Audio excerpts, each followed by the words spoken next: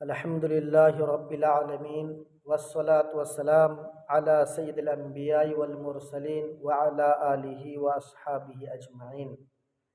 حضرات سامعین، آج کا سبق ہے ترک لذات دنیا،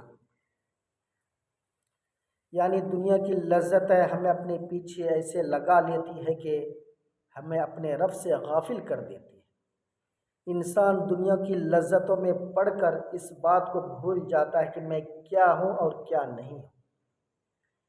امام غزالی رحمۃ اللہ علیہ نے یہ بات بڑے ہی اچھے انداز میں سمجھائی ہے۔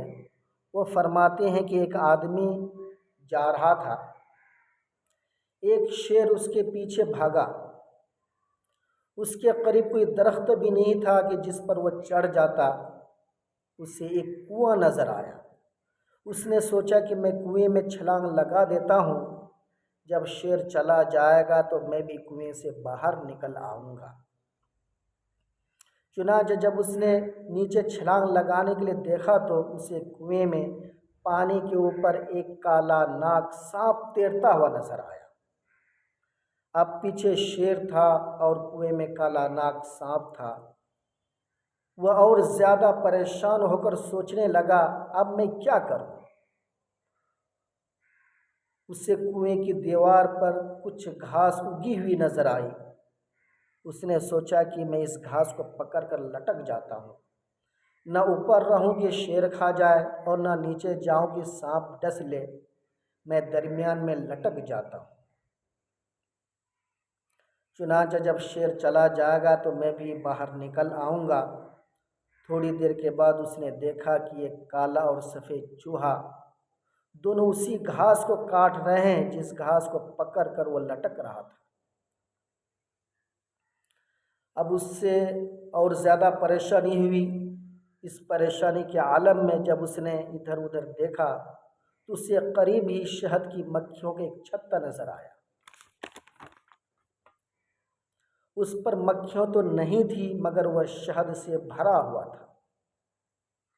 یہ چھتا دیکھ کر اسے خیال آیا کہ ذرا دیکھوں تو صحیح کہ اس میں شہد کیسا ہے۔ چنانچہ اس نے ایک ہاتھ سے گھاس کو پکڑا اور دوسرے ہاتھ کی انگلی پر جب شہد لگا کر چکھا تو اسے بڑا مزہ آیا۔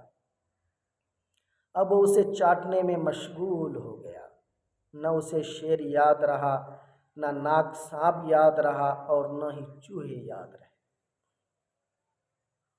سوچیں کہ اس کا انجام کیا ہوگا۔ یہ مثال دینے کے بعد امام غزالی رحمۃ اللہ علیہ فرماتے ہیں، اے دوست، تیری مثال اسی انسان کی سی ہے۔ ملک الموت شیر کے مانند تیرے پیچھے لگا ہوا ہے۔ قبر کا عذاب اس سانپ کی صورت میں تیرے انتظار میں ہے۔ کالا اور سفید چوہا یہ تیری زندگی کے دن اور رات ہے۔ گھاس تیری زندگی ہے جسے چوہے کاٹ رہے ہیں، اور شہد کا چھتا دنیا کی لذتیں ہیں جن سے لطف اندوز ہونے میں تو لگا ہوا ہے۔ تجھے کچھ یاد نہیں، سوچ تیرا انجام کیا ہوگا۔ دوستو، واقعی بات یہی ہے کہ انسان دنیا کی لذتوں میں پھنس کر اپنے رب کو ناراض کر لیتا ہے۔ کوئی کھانے پینے کی لذتوں میں پھنسا ہوا ہے اور کوئی اچھے عہدے اور شہرت کی لذتوں میں پھنسا ہوا ہے۔ یہی لذتیں انسان کو آخرت سے غافل کر دیتی ہے۔ اس لیے جہاں ترک دنیا کا لفظ آئے گا اس سے مراد ترک لذات ہوگا۔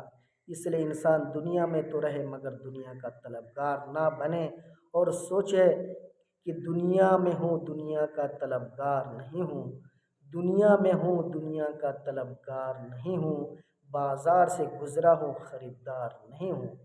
حضرات سامعین، آج کا سبق بس یہیں تک۔ دعا کریں اللہ پاک ہم سب کو کہانی سننے سے زیادہ عمل کی توفیق عطا فرمائے۔ آمین ثم آمین۔